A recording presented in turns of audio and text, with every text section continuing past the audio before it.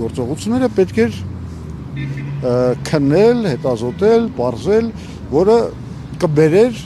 հենց այդ հրամանների շղթայի վերջում գագաթին կանգնած մարդկանց հանցագործությունների բացահայտմանը չարվեց։ Ավելին մարտի 1-ի ամբողջ դատավարությունը այնպես կառուցվեց, որ Քոչարյանը արդարացվի։ Սահմանական դատարանի ռեֆորմը հիշում եք, որ անցկացնում էին հիմնական պրոպագանդիստական թեզերը են, որ այս սահմանական դատարանը պարտակող կազմ ունի, այ հիմա մենք կբերենք նոր դատավորների, նրանք արդեն արդարադատությունը կհաստատեն եւ այլն, եղավ ուղիղ հակառակը նրան ինչ որ խոստացվել էր։ Եթե հիշում եք 9 հոգանոց կազմից մեկը ընդհանրապես ձեռնպահ մնաց քվեարկելուց, Վահե Գրիգորյանը, որը միշտ ամենամեծ մեղադրանքներն է հնչեցրել մարտի 1-ի գործով, ասելով, որ քանի որ ինքը արդեն այս գործում շահագրգիռ է, ինքը չի քվեարկելու, բայց մնացած 8-ը բոլորը քվեարկեցին այն վճռի օգտին, որը ըստ էության փակեց Քոչարյանի եւ նրա շրջապատի դեմ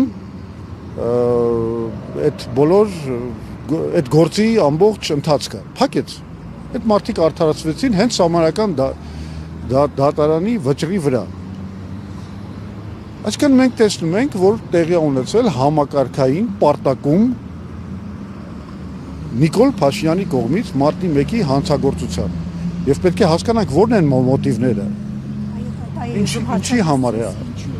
Հա։ Ուրեմն, հա, իդեպ մի բան էլ ասեմ։ Մինչև հիմա կան մարդիկ, որոնք գտնվել են բարիկադից այս կողմ, այսինքն տուժել են իշխանության կողմից այդ ապօրինի գործողությունների հետևանքով, որովհետև նրանց դեմ ապօրինի դատական եւ քրեական ինչ որ հետապնդումներ են իրականացվել, մինչև հիմա այդ մեղադրանքները այդ մարդկանց վրա կախված են եւ չեն արդարացվել։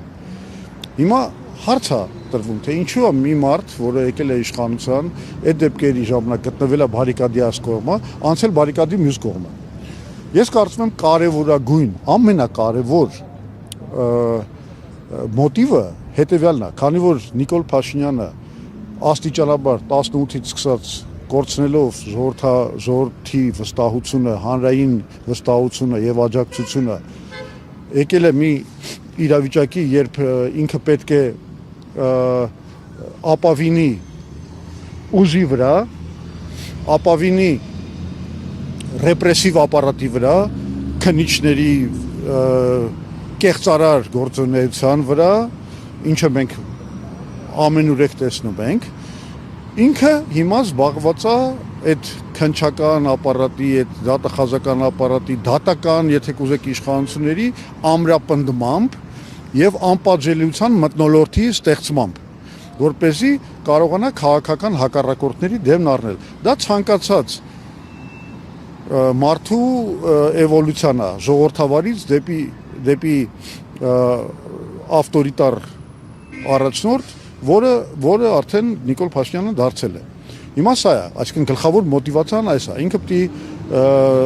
ինքը անցել է ռեպրեսիվ ապարատի կողմը, որովհետև իր իշխանության պահպանման միակ միջոցը սա է։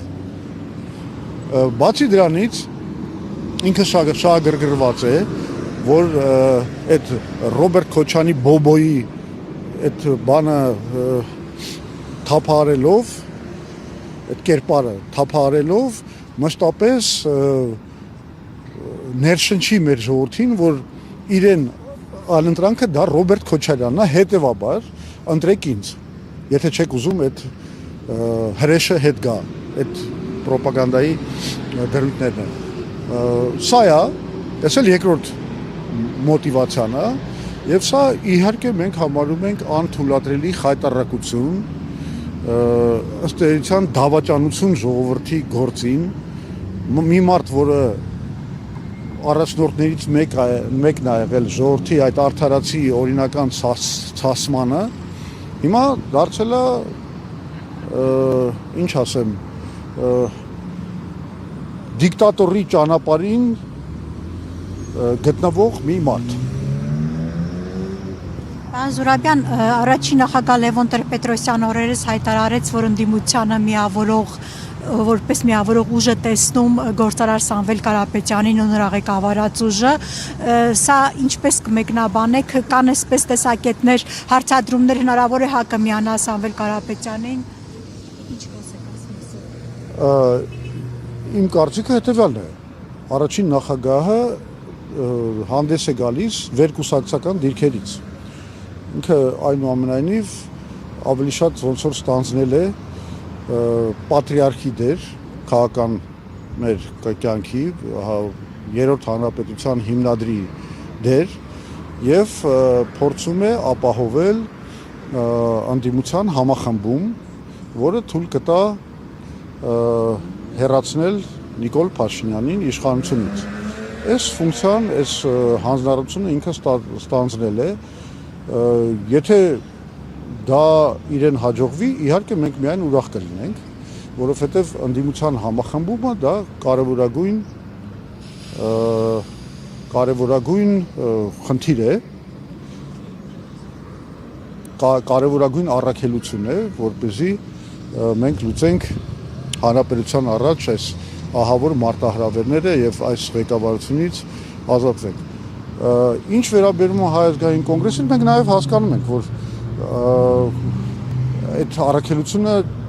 կարող է չստացվի եւ իսկ մենք ունենք մեր ասելիքը, մենք ունենք մեր ծրագիրը, ասելիքը, մենք դրա համար ձևակերպել ենք մեր ընտրարշավի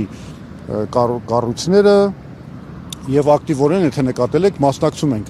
արդեն այդ ընտրարշավին եւ մենք շարունակելու ենք այդ գործը կստացվի եթե առաջին նախագահի ջանքերը պսակվեն հաջողությամբ, դեպքում միասնաբար կպայքարենք, շատ լավ է։ Եթե չստացվի, դեպքում միևնույն է, մենք մեր պայքարից չենք հրաժարվում, որովհետև ասում եմ նորից, մենք ունենք մեր պատկերացումները, թե որ ինչպես պետք է կառավարվի Հայաստանը ապագայում։ Մենք ունենք մեր պատկերացումները, թե ընդհանրապես ոնց պիտի Հայաստանը հանենք այս ահավոր իրավիճակից։ Զուրաբյան, այսինքն ես մի բան ասեմ։ Մենք իրականում իսկապես շատ լուրջ առաքելություն ունենք, որը որևէ քաղաքական այլ ուժ նույն արդյունավետությամբ չի կարող իրականացնել։ Դա Նիկոլ Փաշինյանը, գիտեք, հիմա մտնելու է այդ գլխավոր խաղակարտը հայտարարելով, հռչակելով իբր իր կողմից բերած խաղաղությունը։ Խաղաղության դաշտում, Թուրքիայի եւ Ադրբեջանի հետ հաշտության դաշտում միակ քաղաքական ուժը, որի դիրքորոշումները 91-ից սկսած եղել են հետևողական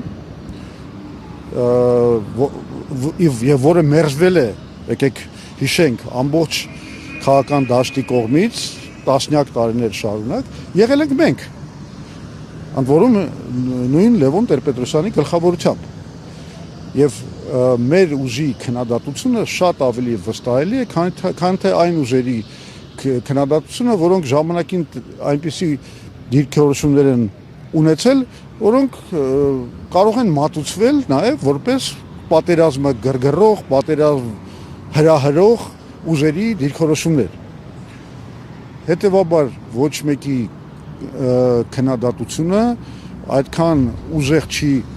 այդքան չի թույլատնի Նիկոլ Փաշինյանի դիրքերը, ինչքան մեր քննադատությունը, հատկապես հաշվի առնելով այն հանգամանքը, որ մենք ի սկզբանե հետևողականորեն ասել ենք, որ եթե Նիկոլ Փաշինյանը չընդունի, որ Նիկոլ Փաշինյանը տարավ մեզ դեպի աղետ, չընդունելով 2019 թվականին Մինսկի խմբի համանախագահության կողմից առաջարկված խաղաղության պլանը։ Ինքը ըստ էության մեր դաշնակիցներին, Միացյալ Նահանգներին, Ռուսաստանին, Ֆրանսիային ուղղակի մերժեց եւ ավելին քանդեց այն զսպման մեխանիզմը, որը Մինսկի խումբը ցույց էր տալիս, ինչը բերեց ի վերջո Ադրբեջանի այդ ագրեսիայի եւ բոլոր այն կորուստներին, որ մենք ունեցանք Արցախի ոչնչացմանը եւ այլն եւ այլն։ Նիկոլ Փաշինյանի քաղաքականությունը դա այդ ամեն ինչի ոնց որ տրիգերը լիներ։ Հիմա մենք եկեք հիշացնենք բոլորին 2019 թվականին մենք էինք ասում, որ Մինսկի խմբի համանախագահության պլանը պետք է ընդունվի։ Մնացած բոլոր քաղաքական ուժերը, այդ թվում Նիկոլ Փաշինյանը եւ Նիկոլ Փաշինյանը բոլորից էլ ավելի աղմկալի ձևով մերժում էր դա։ Այս առումով ասում եմ մենք շատ լուրջ ասելիք ունենք կապված խաղաղության խնդիրների հետ։ Այն խաղաղությունը, որ Նիկոլ Փաշինյանը փորձում է իբր մեզ մատուցել որպես խաղաղություն, դա այդպիսինը չի։ Դա իրականում բան է, մի մոդել է, որը բերելու է մեր բացարձակ կախվածությանը Ադրբեջանի տնտեսական եւ քաղաքական ճնշումներից։ Մենք առաջարկում ենք ուրիշ մոդել, այսպես կոչված 3+ BRICS մոդելը, որը բազմաթիվ անգամ բացատրել ենք, ներկայացրել ենք, որը կբերի հավասարակշռության եւ